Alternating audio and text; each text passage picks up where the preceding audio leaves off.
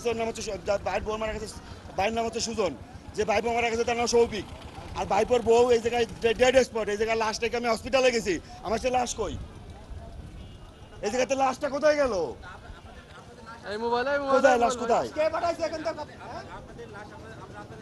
আনুমানিক বেলা 11টার দিকে খুলনাগামী একটা কভারভ্যান যশোরের উদ্দেশ্যে যায়।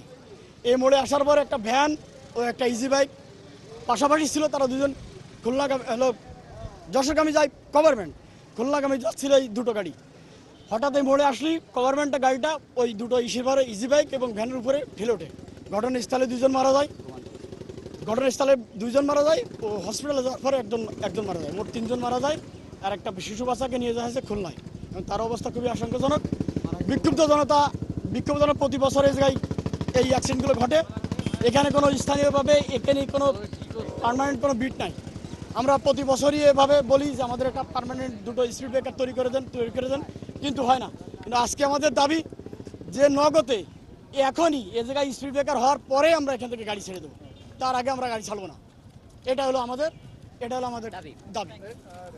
সকালবেলায় এই জায়গায় এসে দেখি কি ভাই একটা ইজি বাইক আর একটা ওই অটো রিক্সা, ওই দুটোই ওর গাড়ির তলে, যে দেখি 2 জন জায়গায় মারা গেছে। একটা বাচ্চার মাথার ঘিলু আউট হয়ে গেছে, তাকে হাসপাতালে পাঠানো হয়েছে, ভেড়ালা অটোওয়ালা সব হাসপাতালে।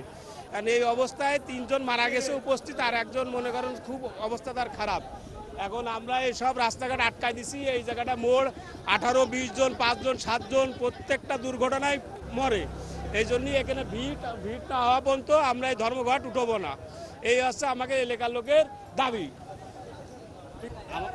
আমাদের এখানে এই হাইওয়ে রোডে মানে অহরহ দুর্ঘটনা ঘটে, প্রায় দুর্ঘটনা ঘটে। আমাদের এই বসুন্ধিয়া থেকে যশোর পর্যন্ত না হলেও 2-3 হাজার ইজি বাইক আছে, সবাই এই রোড দিয়ে যাতায়াতই করতে হয়। বাইপাস কোনো সড়ক নাই আমাদের এখানে, বাইপাস সড়ক নাই, অথচ আমাদের এখানে বাইপাসে যে গাড়িগুলো প্রবেশ করে ইজি বাইক ধরে হাইওয়ে পুলিশ মামলা দেয়। এখন কখনো বেশিরভাগ আমাদের চোখে পড়ে না যে হাইওয়ে পুলিশ ওভার স্পিড, এরপরে রূপসা গড়াই যে গাড়িগুলো আছে, বিভিন্ন নাম করা যে গাড়িগুলো আছে, এরা প্রচুর পরিমাণে ওভার স্পিডে চলাচল করে। এদেরও কখনো সেরকম আইনের আওতায় আনা হয় না।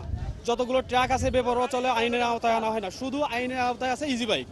এরা গরিব মানুষ, এদের ধরে মামলা দেবে, ধরে 2650 টাকা নেবে, এদের 2650 টাকা নিয়ে আবার চলে যাও, আটকায় ফেলুক।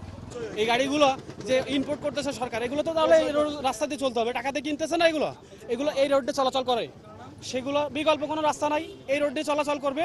এবং এই রোডে আমাদের দাবি হয় এটা হচ্ছে বাইপাস সড়ক করুক ইজি বাইকের জন্য, ছোটো গাড়ির জন্য। আর না হয় এই রোডে যদি ছোটো গাড়ি তো চলতে হবে, কারণ এই এলাকা ছোটো অল্প লোকজন বাসে যাতায়াত করতে পারবে না, তাহলে সেইভাবে ব্যবস্থা করুক, হয় বিট দিক, আর না হলে সেভাবে চলার ব্যবস্থা করুক, বেপরোয়া গাড়িগুলো সামলাক। এইগুলোই হচ্ছে আমাদের দাবি। এখানে হাইওয়েতে ইজি বাইক এবং নসিমন এবং হচ্ছে যে একটি কাভার্ড ভ্যানের ত্রিমুখী সংঘর্ষ হয়েছে। এখানে হওয়ার পরে স্পট ডেথ হয়েছে কয়েকজন। এখানে আমরা যতটুকু জানতে পেরেছি 2 জন ঘটনাস্থলে মারা গেছে, একজন হসপিটাল নেওয়ার পরে মারা গেছে। এখন পর্যন্ত আমাদের কাছে সর্বশেষ পাওয়া তথ্য মতে 3 জন মারা গেছে। আর রাস্তা বন্ধ আছে, আমরা রাস্তা স্বাভাবিক করার জন্য আমরা পুলিশের বিভিন্ন ইউনিট একসাথে সমন্বয় করে কাজ করছি। আমি সার্জেন্ট জুয়েল, নোয়াপাড়া হাইওয়ে থানা।